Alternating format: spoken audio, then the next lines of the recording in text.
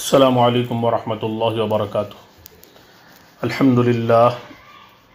للہ وحدہ والصلاة والسلام علی من لا نبی بعدہ، اما بعد فاعوذ باللہ من الشیطان الرجیم، بسم اللہ الرحمن الرحیم۔ والفجر ولیال عشر والشفع والوتر واللیل اذا یسر هل فی ذلک قسم لذی حجر۔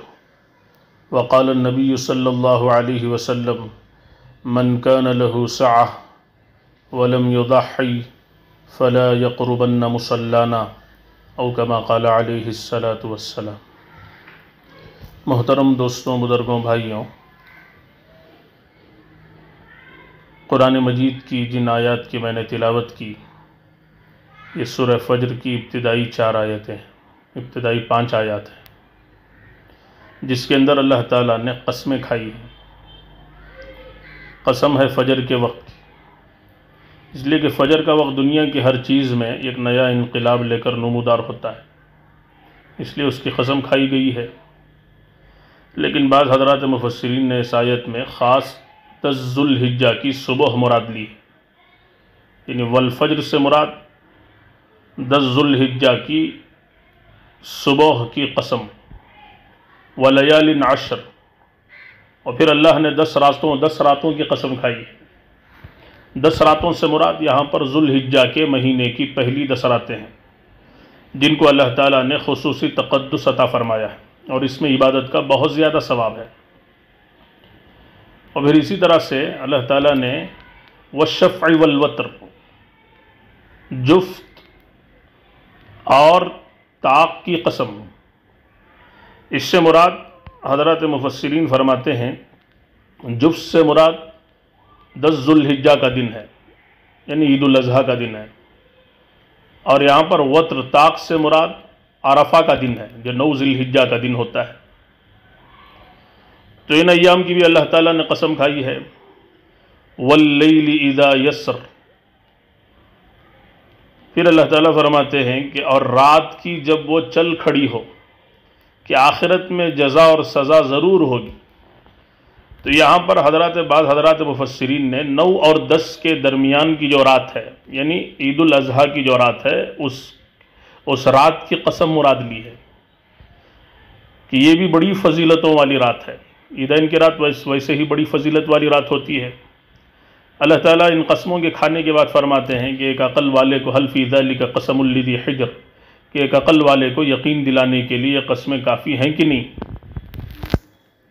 تو یہ بڑی مبارک راتیں، حدیث پاک پہ بھی ان کے بڑے فضائل آئے ہیں، کہ حدیث پاک میں ان دنوں کی راتوں کی بڑی فضیلت آئی ہے۔ حدیث پاک کے مفہوم میں یہ بات ملتی ہے کہ اس کے ایک ایک دن کے روزوں کا ثواب ایک ایک سال کی عبادت کے برابر ہے، اور اس کی ایک ایک رات کی عبادت کا ثواب لیلۃ القدر کی عبادت کی طرح سے عبادت کا ثواب ہے۔ کہ جیسے ترمذی شریف کی روایت ہے کہ حضرت ابو ہریرہ رضی اللہ عنہ اس کے راوی ہیں، فرماتے ہیں کہ اللہ کے رسول صلی اللہ علیہ وسلم نے فرمایا کہ ما من ایام احب الی اللہ ان یتعبد له فیہا من 10 ذی الحجہ یعدل صیام کل یوم منہا بصیام سنۃ وقیام کل لیلۃ منہا بقیام لیلۃ القدر۔ ترمذی شریف کی روایت ہے یہ، کہ حضرت ابو ہریرہ رضی اللہ عنہ فرماتے ہیں کہ حضور صلی اللہ علیہ وسلم نے فرمایا کہ کسی بھی دن میں عبادت کرنا اللہ تعالیٰ کو اتنا محبوب نہیں ہے جتنا عشرہ ذی الحجہ میں عبادت کرنا محبوب ہے۔ اس عشرے کے ہر دن کا روزہ سال بھر کے روزوں کے برابر ہے، یعنی ایک ایک دن کے روزے کا ثواب سال بھر کے روزوں کے برابر ہے، اور اس کی ہر رات کے قیام کا جو ثواب ہے، عبادتوں کا ثواب ہے، وہ شب قدر کی عبادت اور اس کے قیام کے برابر ہے۔ تو یہ بہت ہی مبارک ایام چل رہے ہیں۔ خاص طور سے 10 تاریخ کا دن ہم سب جانتے ہیں کہ حضرت ابراہیم علیہ السلام کی زندگی بھر کا نچوڑ ہے، زندگی بھر کی قربانیوں کی یادگار ہے، کہ کس طرح سے حضرت ابراہیم علیہ السلام نے قربانی دی تھی، کہ اللہ تعالیٰ نے ان کی پوری زندگی کو قربانیوں کے ذریعے سے اللہ تعالیٰ نے آزمایا، کہ قربانیوں کی ایک لمبی داستان ہے کہ اللہ تعالیٰ نے بہت زیادہ آزمایا، اور وہ ساری آزمائشوں کے اندر کامیاب ہوئے، اللہ تعالیٰ خود فرماتے ہیں کہ وَإِذِ ابْتَلَىٰ إِبْرَاهِيمَ رَبُّهُ بِكَلِمَاتٍ فَأَتَمَّهُنَّ قَالَ إِنِّي جَاعِلُكَ لِلنَّاسِ إِمَامًا کہ ہم نے حضرت ابراہیم علیہ السلام کو آزمایا، بہت سی آزمائشوں سے گزارا، گویا کہ آزمائشوں کی چکی میں اللہ تعالیٰ نے انہیں پیس دیا، لیکن وہ ساری کی ساری آزمائشوں کے اندر کامیاب ہوئے۔ تو اللہ تعالیٰ نے قال انی جاعلک للناس اماما، پھر ہم نے انہیں ملت کا امام بنا دیا کہ حضرت ابراہیم علیہ السلام کو اللہ تعالیٰ نے قیامت تک کے آنے والی ملت کا امام بنایا۔ 10 ذو الحجہ کا دن بھی بڑا یادگار دن ہے کہ حضرت ابراہیم علیہ السلام اللہ تعالیٰ کے حکم سے اپنے بیٹے حضرت اسماعیل علیہ السلام کو ذبح کرنے کے لیے تیار ہو گئے کہ انہوں نے خواب میں دیکھا تھا، 3 دن خواب دیکھا، اور اسی کا ذکر اپنے بیٹے سے کر رہے ہیں کہ یا بنی انی ارا فی المنام انی اذبحک فانظر ماذا تری، کہ میرے بیٹے میں نے خواب دیکھا ہے، میں خواب میں دیکھ رہا ہوں کہ میں تجھے ذبح کر رہا ہوں، اب دیکھ تیری کیا رائے ہے۔ تو عجیب و غریب اللہ تعالیٰ نے بیٹا بھی عطا فرمایا تھا کہ حضرت اسماعیل علیہ السلام بھی فرمانے لگے کہ یا ابت افعل ما تؤمر ستجدنی انشاءاللہ من الصابرین، کہ ابا جان آپ کر گزریے اس چیز کو، اس بات کو، اللہ تعالیٰ کے اس حکم کو جس کا آپ کو اللہ تعالیٰ نے حکم دیا ہے، کہ اللہ تعالیٰ نے جو آپ کو حکم دیا ہے آپ اس کو پورا کریے، ستجدنی انشاءاللہ من الصابرین، یقیناً آپ مجھے صبر کرنے والا پائیں گے۔ تو اللہ تعالیٰ کو ان کی یہ قربانی بہت زیادہ پسند آئی اور ان کا یہ عمل قیامت تک کے لیے مشروع قرار دیا گیا۔ اسی لیے 10 تاریخ کے دن جانور کے خون بہانے سے زیادہ، جانور کی قربانی سے زیادہ اللہ تعالیٰ کے یہاں کوئی بھی عمل قابل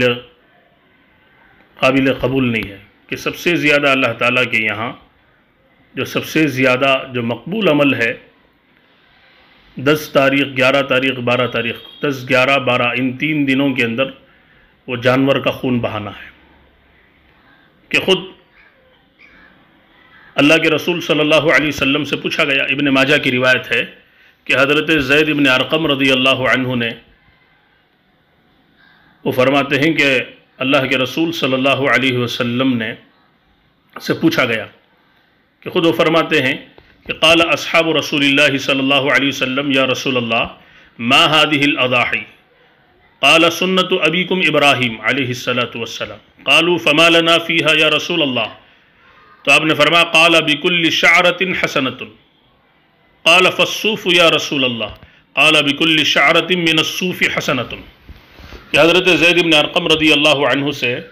روایت ہے کہ انہوں نے فرمایا کہ حضرات صحابہ اکرام نے دریافت فرمایا کہ اے اللہ کے رسول صلی اللہ علیہ وسلم یہ قربانی کیا ہے؟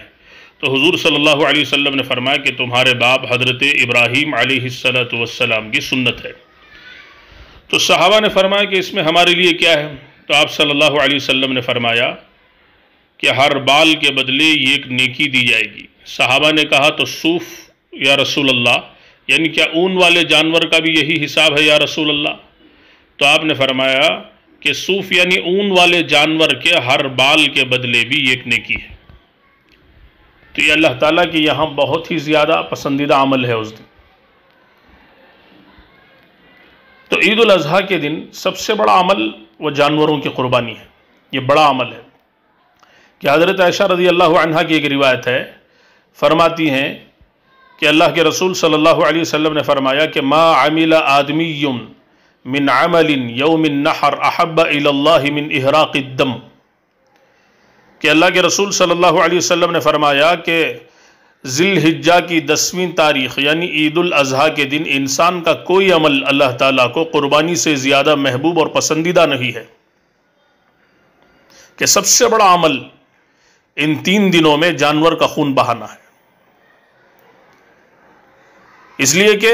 قربانی کا جانور وَإِنَّهُ لَيَأْتِي يَوْمَ الْقِيَامَةِ بِقُرُونِهَا،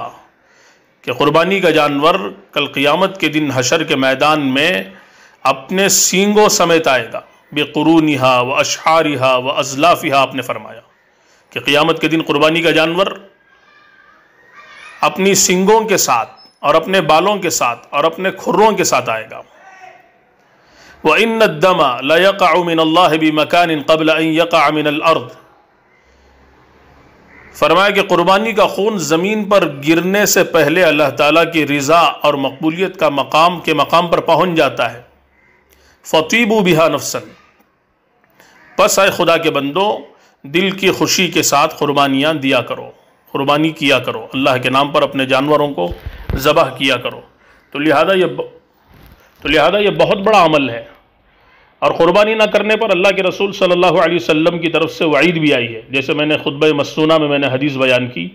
کہ اللہ کے رسول صلی اللہ علیہ وسلم نے فرمایا ایک روایت میں کہ من کان لہ سعہ ولم یضحی فلا یقربن مصلانا،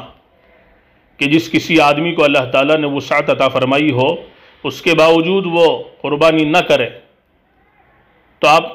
ان سے اتنے ناراض ہیں کہ آپ فرما رہے ہیں کہ فلا یقربن مصلانا، کہ وہ ہمارے عیدگاہوں کو نہ آئے، کہ وہ ہمارے عیدگاہ کی طرف نہ آئے، کہ وہ ہمارے عیدگاہ میں قدم نہ رکھے۔ تو اللہ کے رسول صلی اللہ علیہ وسلم قربانی نہ کرنے والوں سے اتنے ناراض ہیں۔ تو لہذا یہ عمل ہر صاحب نصاب پر قربانی واجب ہے، کہ ہر صاحب نصاب پر ہر سال قربانی واجب ہے، مردوں پر بھی عورتوں پر بھی۔ صاحب نصاب سے مراد کہ جسے ہم سب جانتے ہیں کہ جس کے پاس 7.5 تولے سونا ہو یا 52.5 تولے چاندی یا اس کے برابر قیمت ہو، مال ہو، پیسہ ہو، اپنی ضروریات سے زائد، یعنی اپنی ضروریات اصلیہ کے علاوہ، اور اس پر کوئی قرض داری بھی نہ ہو، تو وہ صاحب نصاب ہے۔ تو حضرات فقہا احتیاط کا پہلو یہ بیان کرتے ہیں کہ سونے اور چاندی کے اعتبار سے جیسے اللہ کے رسول صلی اللہ علیہ وسلم کے زمانے میں کہ جیسے 7.5 تولے سونے کی جو قیمت تھی وہی قیمت 52.5 تولے چاندی کی تھی، لیکن آج قیمتوں کے اندر بہت زیادہ تفاوت ہے، بہت اتار چڑھاؤ ہے۔ تو اس اعتبار سے دونوں کو اگر دیکھا جائے تو احتیاط کا تقاضا چاندی کے اعتبار سے ہے کہ 52.5 تولے کے اعتبار سے آج کل کے حساب سے کہ اگر کسی کے پاس 35-40 ہزار روپے اس کی ضروریات اصلیہ کے علاوہ اگر اس کے پاس پائے جاتے ہوں، اس کے پاس اگر موجود ہوں قرض داری کے علاوہ، تو وہ صاحب نصاب ہے۔ اور ہر صاحب نصاب پر قربانی واجب ہے، مردوں پر بھی عورتوں پر بھی۔ اگر عورتوں کے پاس بھی اتنا مال ہو، پیسہ ہو جو نصاب کو پہنچتا ہو، تو ان پر بھی قربانی واجب ہے۔ تو جتنے بالغ مرد عورتیں گھروں کے اندر ہیں، بچے ہیں جو بلوغ کو پہنچ گئے ہیں، تو ان سب پر قربانی واجب ہے۔ عام طور پر لوگوں کا یہ نظریہ ہوتا ہے کہ پورے گھر کی طرف سے یہ قربانی دے دی جائے تو سب کی طرف سے کافی ہو جائے گا، ایسا نہیں ہوگا۔ ہر صاحب نصاب پر واجب ہے،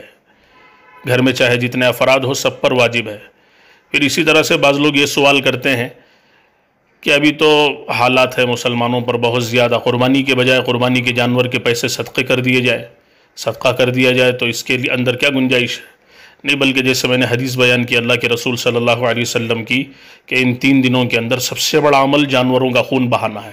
کہ اللہ کے نام پر اپنے جانوروں کو قربانی کرنا ہے۔ تو لہذا یہ بڑا عمل ہے، تو لہذا ان 3 دنوں کے اندر قربانی کی جائے گی۔ تو سب سے بڑا عمل قربانی کا عمل ہے۔ اگر کوئی صدقہ کرے تو وہ قربانی کا بدل نہیں ہے، اس کی قربانی ادا نہیں ہوگی۔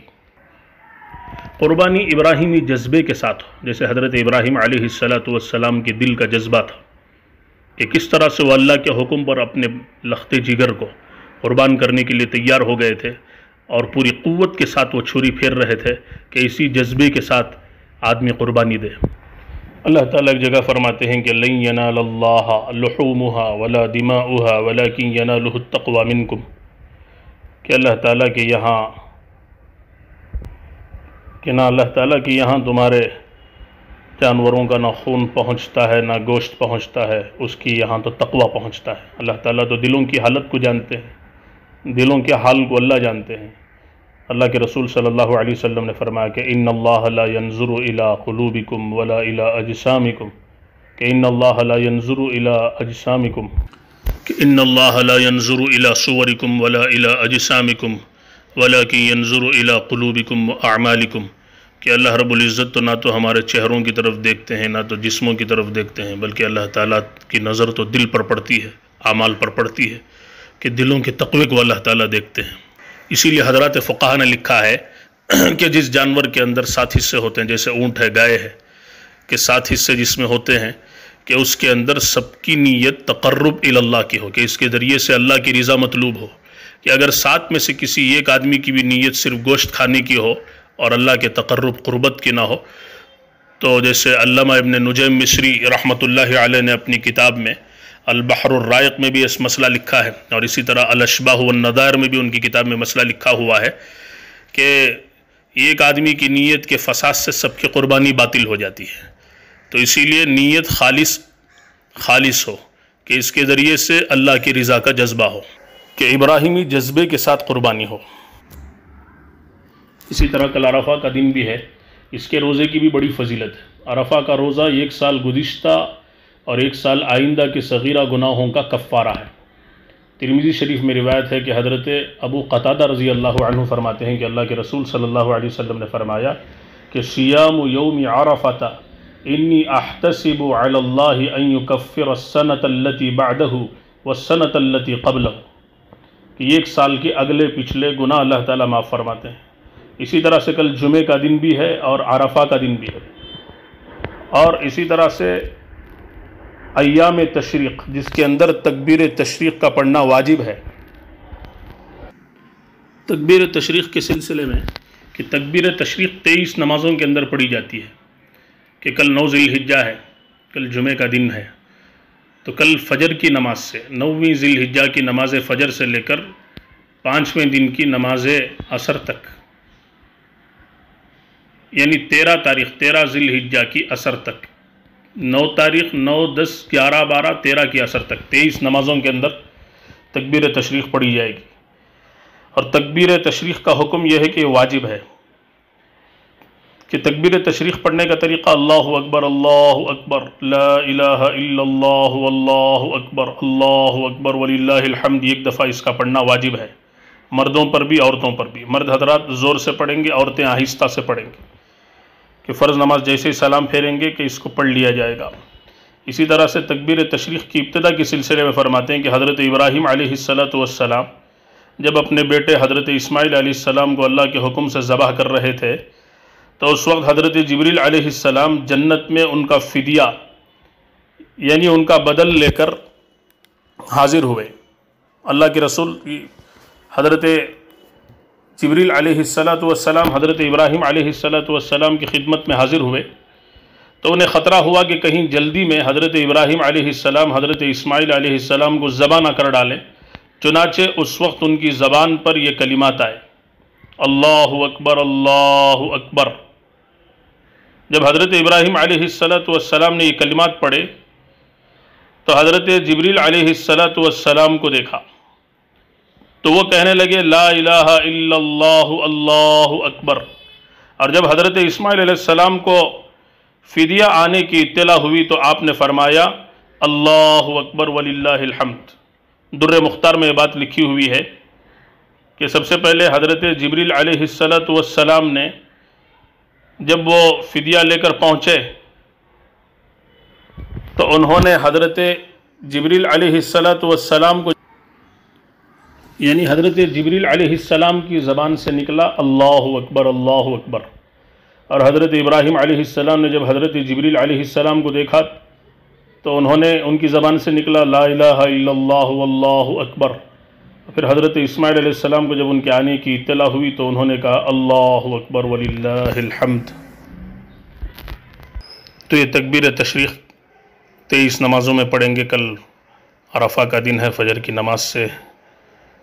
سلام پھیرنے کے بعد یہ عمل شروع ہوگا۔ پھر عید الاضحیٰ کے دن کے مسنون اعمال۔ عیدین کے دن 13 چیزیں عام طور پر حضرات فقہا نے مسنون لکھی ہیں۔ سب سے پہلے شرع کے موافق اپنی آرائش کرنا ہے، اسی طرح غسل کرنا ہے، مسواک کرنا بھی سنت ہے، عمدہ کپڑے نئے یا دھلے ہوئے جو اپنے پاس موجود ہوں وہ پہن لیں، اسی طرح خوشبو لگانا سنت ہے، صبح کو بہت سویرے اٹھنا، اسی طرح عیدگاہ میں صبح سویرے جانا۔ عید کی نماز سے پہلے، اب چونکہ عید الاضحیٰ ہے، عید کی نماز سے پہلے کوئی شیرینی میٹھی چیز وغیرہ چھوارے وغیرہ کھانا، لیکن چونکہ عید الاضحیٰ میں اللہ کے رسول صلی اللہ علیہ وسلم کا معمول تھا کہ نماز سے پہلے نہ کھانا مستحب ہے، خواہ قربانی کرے یا نہ کرے، اور عیدگاہ میں جاتے وقت راستے میں بلند آواز سے تکبیر کہتے ہوئے جائے۔ اسی طرح سے عیدین کی شب میں جاگ کر عبادت کرنا، درود شریف پڑھنا، تلاوت کرنا، اللہ تعالیٰ سے مانگنا، اس وقت جو امت پر حالات ہیں اس کے لیے دعائیں کرنا، یہ بھی بہت ہی بڑا عمل ہے۔ پھر اسی طرح سے مستحب طریقہ یہ ہے کہ جانور کو قبل رخ لٹایا جائے، اپنے ہاتھ سے ذبح کرے، اس کی دعا بھی پڑھے۔ اللہ تعالیٰ سے دعا کریں کہ اللہ تعالیٰ اس عید کو ہمارے لیے، پوری امت کے لیے نجات کا، مغفرت کا ذریعہ بنائے، پورا عالم اسلام میں امن کو عام فرمائے۔ اللہ تعالیٰ اس وبا سے اللہ تعالیٰ ہمیں نجات عطا فرمائے، پوری امت کو نجات عطا فرمائے۔ آمین۔ وآخر دعوانا الحمد للہ رب العالمین۔